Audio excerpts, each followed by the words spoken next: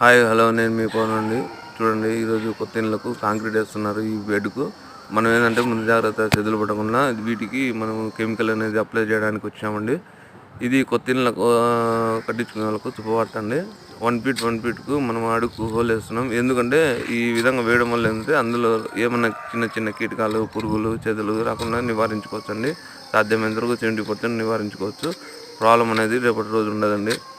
ఇలా కొత్త ఇళ్ళకు కట్టించుకునే వాళ్ళకు కొంతమందికి పాపము ఈ విధంగా కెమికల్ అనేది అప్లై చేయించుకోకపోవడం వల్ల 6 నెలలకే చెదులు అనేది వచ్చిందండి.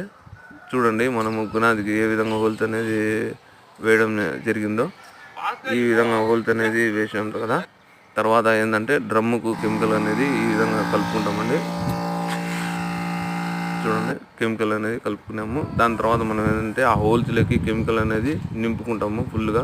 అందులో ఏంటంటే నింపుకోవడం వల్ల అంటే దాంట్లో ఉండే చిన్న చిన్న కీటకాలు చేతులు రాకుండా నివారించుకోవచ్చండి.